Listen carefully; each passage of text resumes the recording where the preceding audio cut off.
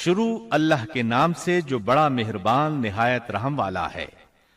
اس حالت میں دن گزر رہے تھے اور ملک شام میں کفر سر اٹھا رہا تھا، پھل پھول رہا تھا۔ زیادہ زور لبنان کے علاقہ جات میں تھا، وہاں نئے سرے سے بتوں کی پوجا شروع ہو گئی تھی۔ اللہ کی طرف سے ہدایت آ جانے کے بعد وہ پھر سے خباثتوں پر اتر آئے تھے۔ ان حالات میں بعلبک شہر میں بنی اسرائیل کا ایک ایسا گروہ ظاہر ہوا جنہوں نے ایک بت ایجاد کیا، اس کا نام بعل رکھا۔ اسی کے نام پر شہر کا نام بعلبک ہے۔ اللہ تعالیٰ نے ان کی طرف معزز پیغمبر الیاس علیہ السلام کو مبعوث فرمایا۔ آپ کا سلسلہ نسب یوں ہے: الیاس بن یاسین بن فنحاس بن ایزار بن ہارون علیہ السلام۔ اللہ تعالیٰ سورۃ الصافات آیات 123 تا 132 میں ان کا تذکرہ یوں فرماتے ہیں: اور بے شک الیاس بھی پیغمبروں میں سے تھے، جبکہ انہوں نے اپنی قوم سے فرمایا کہ تم اللہ سے نہیں ڈرتے، کیا تم بعل نامی بت کو پکارتے ہو اور سب سے بہتر خالق کو چھوڑ دیتے ہو، اللہ جو تمہارا اور تمہارے اگلے تمام باپ دادوں کا رب ہے۔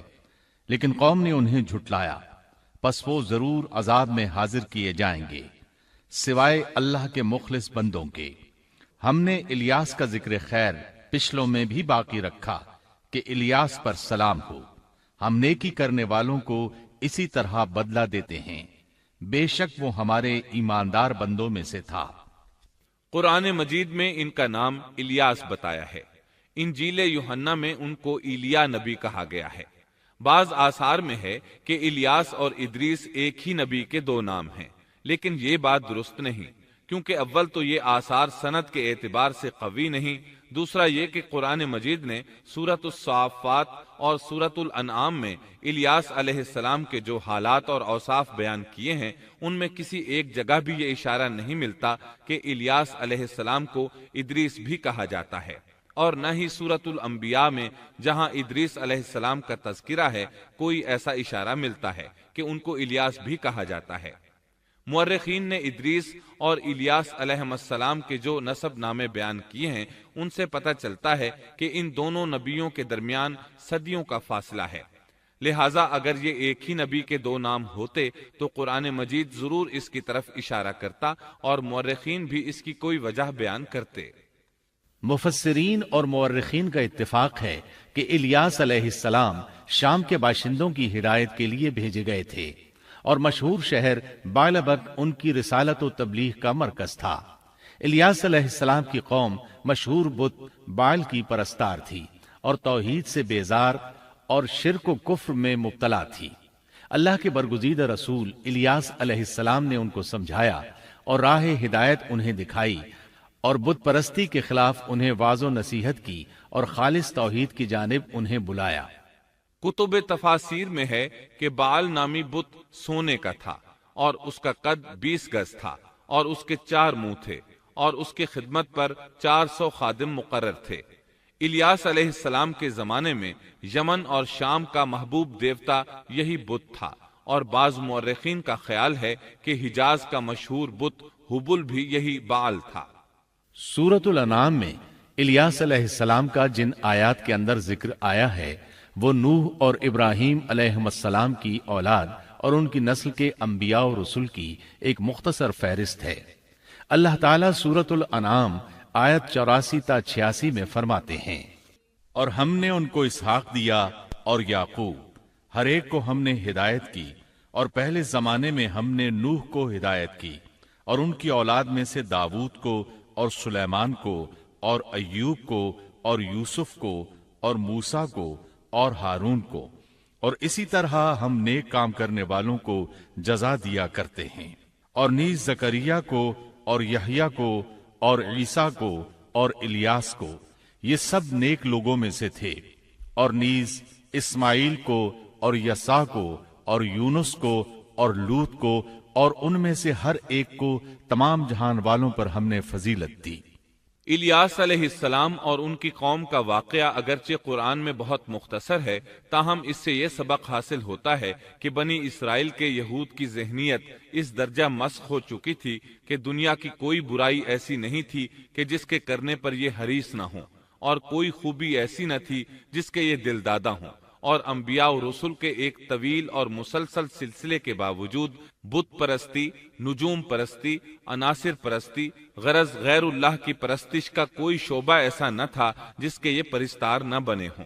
قرآن مجید میں بنی اسرائیل سے متعلقہ واقعات میں جہاں ان کی بدبختی اور کجروی پر روشنی پڑتی ہے، وہاں ہمیں یہ نصیحت و عبرت بھی حاصل ہوتی ہے کہ اب جبکہ انبیاء و رسول کا سلسلہ ختم ہو چکا اور خاتم النبیین کی نبوت اور قرآن مجید کے آخری پیغام نے اس سلسلے کو ختم کر دیا، تو ہمارے لیے ازحد ضروری ہے کہ بنی اسرائیل کی مسخ فطرت اور تباہ ذہنیت کے خلاف احکام الہی کو مضبوطی سے پکڑیں اور ان میں ہیلہ سازی اور ٹیڑھ پن سے کام نہ لیں، ان کی خلاف ورزی کی جرات نہ کریں، اور ہمارا شیوا سپرد و تسلیم ہونا چاہیے، نہ کہ انکار و انحراف۔ اسلام کے یہی اور صرف یہی معنی ہے۔ الیاس علیہ السلام کے بعد یسع علیہ السلام تشریف لائے۔ اس بار ہم آپ کے لیے پیش کر رہے ہیں قصص الانبیاء۔ قرآن کریم کے یہ قصص لطف اندوز ہونے کے لیے ہرگز نہیں سنائے گئے، بلکہ ان سے تو بنی نوع انسان کو سیدھا راستہ دکھانا مقصود ہے۔ یہ مقصد تھا کہ انسانیت عبرت پکڑے، روز جزا کے بارے میں آنکھیں کھول لے، ان واقعات کو سن کر اور پڑھ کر اپنا راستہ منتخب کر لے۔ گزشتہ انبیاء کی امتیں جو بھیانک جرائم کرتی رہی ہیں، ان سے اپنا دامن بچا لے۔ اسی لیے انبیاء کے حالات سے واقفیت ازحد ضروری ہے۔ جب تک ہم انبیاء کے واقعات سے روشناس نہیں ہو جاتے، اس وقت تک قرآن مجید تک مکمل رسائی حاصل نہیں کر سکتے۔ ان واقعات سے رہنمائی حاصل کرنے سے ایک مقصد یہ بھی ہے کہ دعوت اللہ کا راستہ معلوم ہو جائے، لوگوں کو اللہ کی طرف بلانے کا ڈھنگ ہمیں آ جائے۔ اللہ کرے ہم بھی ان لوگوں میں شامل ہو جائیں جو اللہ کی طرف دعوت دیتے ہیں، ہم بھی نیکی کا حکم کرنے اور برائی سے روکنے والے بن جائیں۔ امر بالمعروف اور نہی عن المنکر کے صحیح راستے پر چلنا اس وقت تک ممکن نہیں جب تک کہ ہمارے سامنے کوئی ایسا نمونہ موجود نہ ہو جس کے مطابق ہم اپنے آپ کو چلا سکیں۔ اور صاف ظاہر ہے سب سے عظیم اور بے مثال نمونہ نبی اکرم صلی اللہ علیہ وسلم کی مبارک شخصیت ہے، جیسا کہ اللہ تعالیٰ فرماتے ہیں، یقیناً تمہارے لیے رسول اللہ کی زندگی بہترین نمونہ ہے۔